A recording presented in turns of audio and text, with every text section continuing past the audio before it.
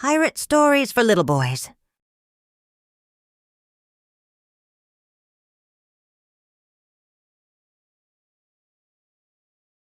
Pirates ahoy! Wait for me! Yelled Ben Buckle. He was cabin boy aboard the Jolly Rascal, and his ship was about to set sail on a hunt for treasure. As the ship left port, Ben took Captain Cutlass his sea charts. "Thanky, boy." The ship sailed all day and into the starry night. Ben felt the sea getting rougher and rougher. Suddenly they were in the middle of a massive storm. The ship lurched from side to side. Huge waves crashed onto the deck. Ben clung to the mast in panic. "I hope we don't capsize," he thought. At last, the storm blew itself out, and the pirates started patching up the sails. This will take some mending. Meanwhile, Ben was at his lookout post when he spotted something. "Ship ahoy! Prepare to attack, lads!" The crew loaded the cannons and took aim. "Boom!" roared one. "Ba-boom!" blasted another. "Ha-ha!" "Ow, my ears!" Ben watched as Captain Cutlass and the crew leaped aboard the other ship. Swords clanged, sailors yelped, pirates yelled. "Take 'em alive, lads! Help! Yikes!"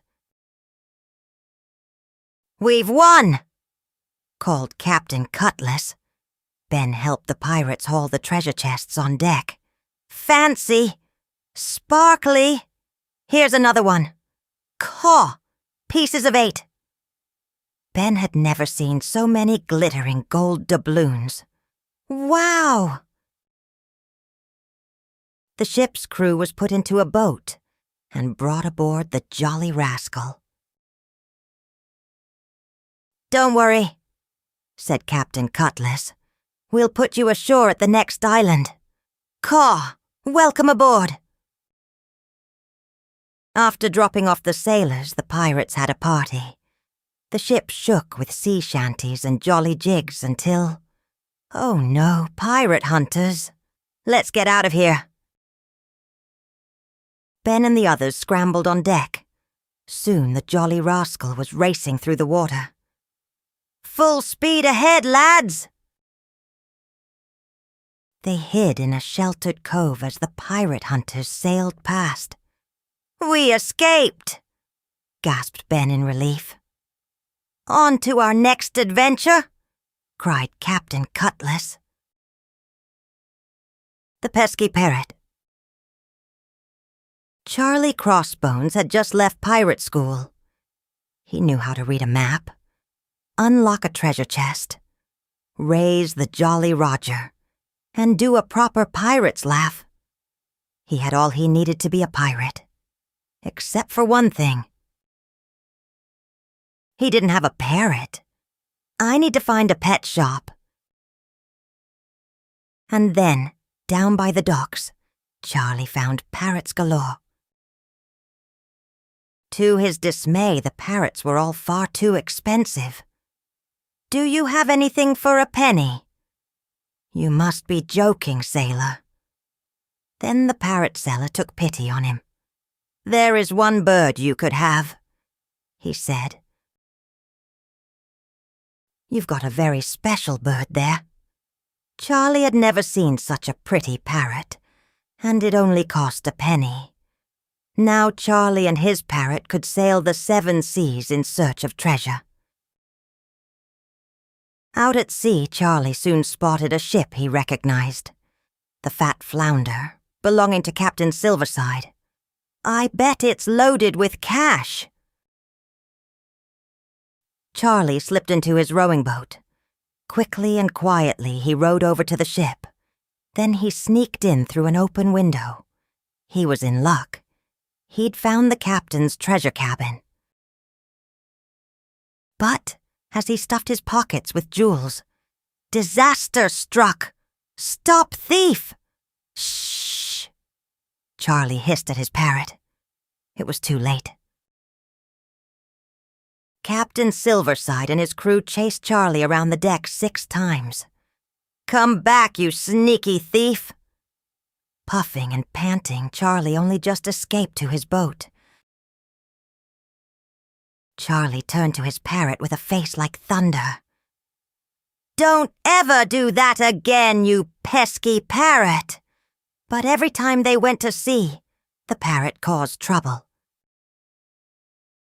Just as Charlie was about to steal someone's treasure, "Stop, thief!" the parrot let out a warning screech. Charlie had had enough. He tried to get rid of the parrot, but it always flew back to his shoulder. So Charlie went to the local inn for dinner, to cheer himself up. Thanks to that pesky parrot, he only had enough money for bread and cheese. While Charlie was talking to Mr. Grog, the innkeeper, a thief was creeping up to Mr. Grog's cash box. The crook was about to strike when Charlie's parrot squawked into action. "Stop, thief!" "What a wonderful bird," said Mr. Grog. "That thief nearly got away with my cash." This gave Charlie an idea. He sold his parrot to the innkeeper. Mr. Grog was delighted with his new burglar alarm. "Stop, thief!" The parrot enjoyed his new job, and Charlie bought another bird, a quiet one this time. Captain Spike. Macintosh Mullet was a poor, poor fisherman. He lived on tiny Mullet Island with his only daughter, Molly. One morning, Macintosh gave a sad sigh. He hadn't caught any fish for a month. "We'll have to sell our things to buy food." "Okay, Dad." Molly packed their valuables into a chest and left for the mainland. Less than 10 minutes later, Molly was grabbed by Captain Spike and his band of pirates. "Where's the key to the chest?" "I'm not telling." Spike tried everything to find out where Molly had hidden the key to the chest. He fed her stale ship's biscuits. Molly refused to talk. Spike was losing patience when a thick fog swirled around the ship. "Help! Where are we? We can't see!" wailed the pirates. "I know these waters," said Molly. "I'll guide you home, if you let me go afterwards." "Done! Shark Island and step on it." After an hour, the fog began to clear. "Can I go now?" "I'll take over from here," boomed Spike. "You can walk the plank." Spike made Molly walk off a plank into the shark-filled sea. But instead of a splash, all the pirates heard was a thud. At that moment, the last of the fog lifted. "This isn't Shark Island," growled Spike. "We've been tricked." Molly had steered them into port. The port police carried off the pirates to jail. And clever Molly carried off a big reward. Percy and the Pirates. Percy Pike lived with his family by the sea. Most of the time he was happy. But not at mealtimes. "This is lunch, folks." There was never enough to eat. Percy's tummy often rumbled all day long. So Percy made a plan. He borrowed his dad's boat and rowed out to sea. Dangling his fishing rod over the side, he waited for the fish to bite. But all he got was a leak in the bottom of his boat. "Help, I'm sinking!" Luckily, he was rescued by a passing ship. Unluckily, it was a passing pirate ship. "I'm Captain Crook and this is my crew," bellowed a red-faced man. "My name's Percy Pike." Tell Percy what we do on this ship, lads, Captain Crook barked. The 3 crew members burst into song. We steal for Crook, 'cause he's the best, then put the treasure in his chest. Or else you'll walk the plank, said Crook. Percy didn't want to be a pirate, but he didn't want to be shark food either. Okay. Ship ahoy! Shouted a pirate. Board her, boys, ordered Captain Crook. The 3 pirates swung across to the other ship, chased her crew around the deck, and came back with bags bursting with gold, silver, and diamonds. The pirates poured the treasure into Captain Crook's chest. Well, almost all the treasure. That night, Crook found gold in Sam Scurvy's locker, diamonds under Willie Weevil's bunk, and silver in Ronnie Rum's spare sea boots.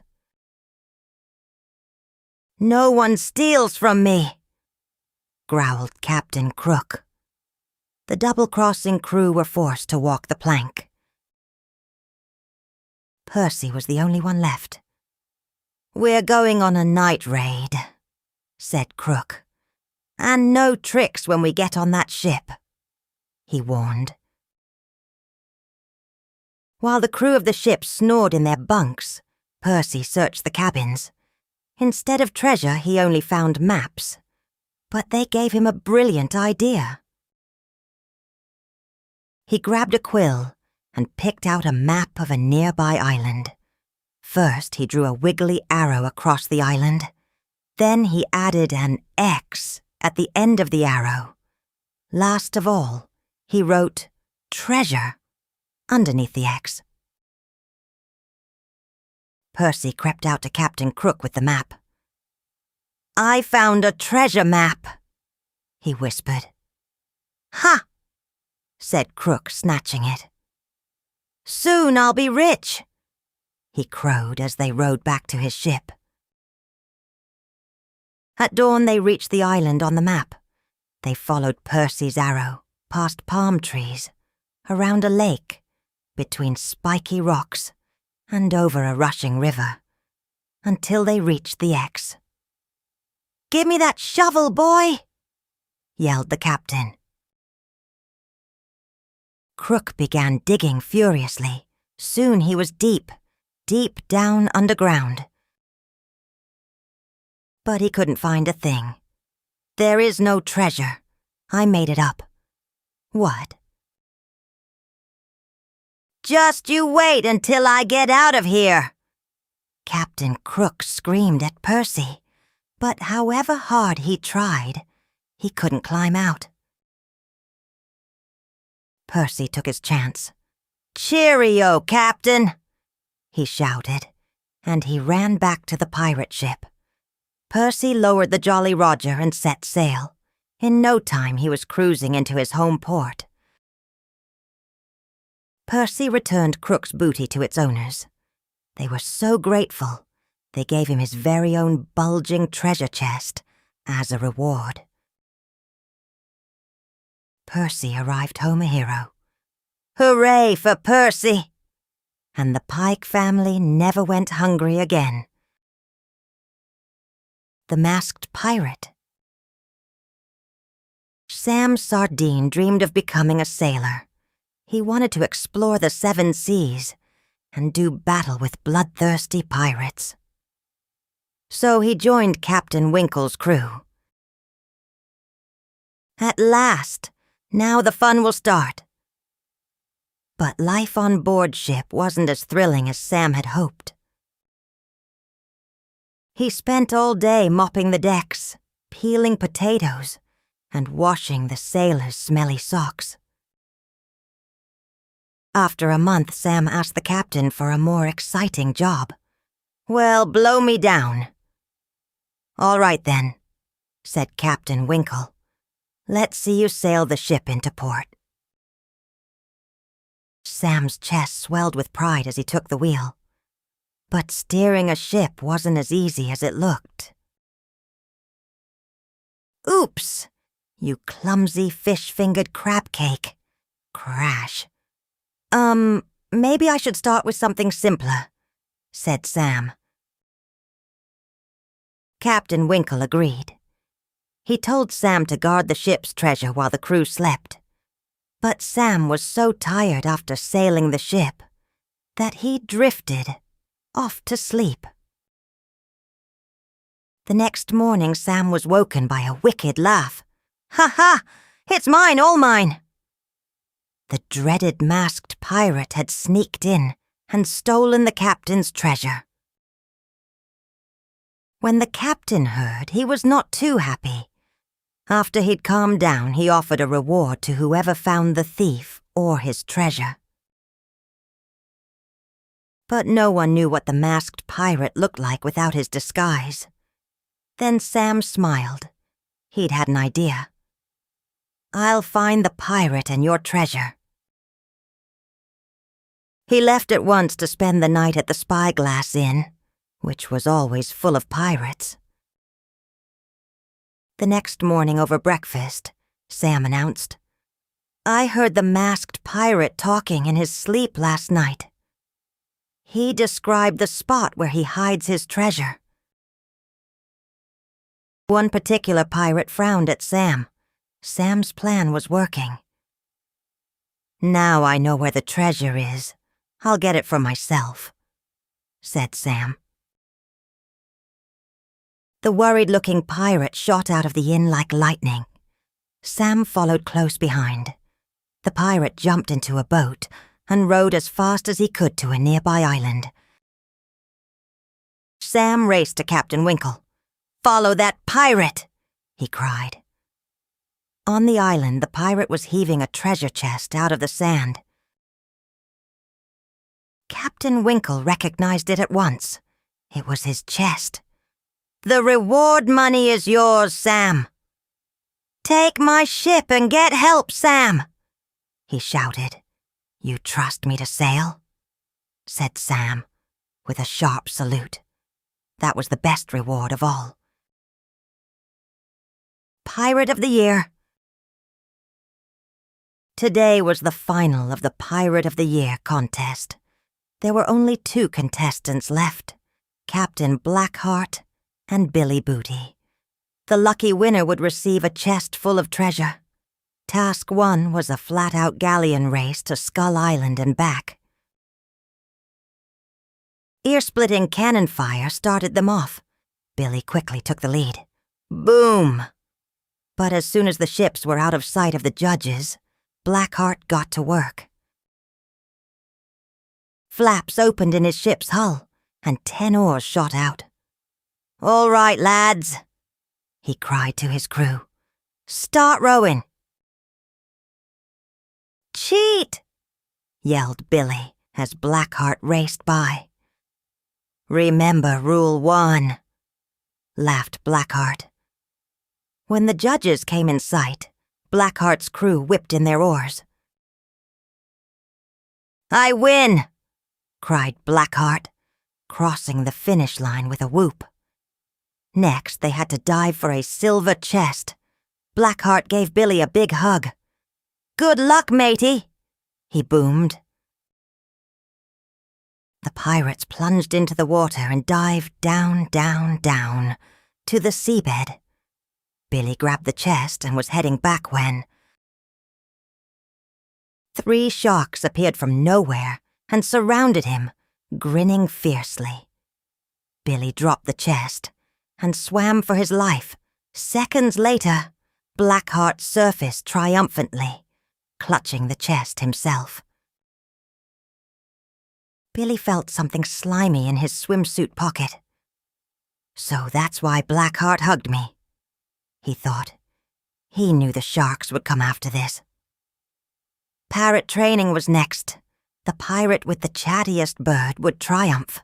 Billy's parrot Mimi went first. "Pieces of 8! Ship ahoy! Pretty boy!" "Beat that, Blackheart," said Billy with a smile. "Ha! scoffed his opponent. "Wait until you hear my bird, Hookbeak. Yo-ho-ho, me hearty. Pirates love a party. A bottle of rum and a big sing-song. Yo-ho-ho-ho-ho." "Hookbeak's the winner," declared a judge. Only Blackheart knew that it was one of his crew who'd really done the talking. With Blackheart in the lead, it was time for the final task. On the shore of Skull Island, each pirate was given a map. The first one to find their buried treasure chest would win. There was something odd about Billy's map, but he had no time to hesitate.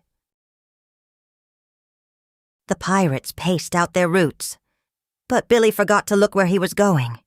He walked straight into a rock pool full of angry crabs. "Blackheart added 6 extra paces to my map," thought Billy, as crazy crabs pinched him all over. Meanwhile, Blackheart had found the chest and bounded across the beach to show the judges. "I win! Ah!" he yelped. "Help me, quick! I'm sinking in quicksand!" Billy snapped a branch from a palm tree. "Grab this!" he called. Hauling and heaving, he dragged his rival to safety. "Well done, Billy!" cheered the crowd. "I still won the task," sniffed the ungrateful Blackheart. "1 point for Blackheart," agreed the judges, but 5 bonus points to Billy for saving his life. "Pirate of the Year!" squawked Mimi proudly as Billy was given the prize. The return of Captain Spike. On the shore of Rotter's Isle stood a gloomy old castle.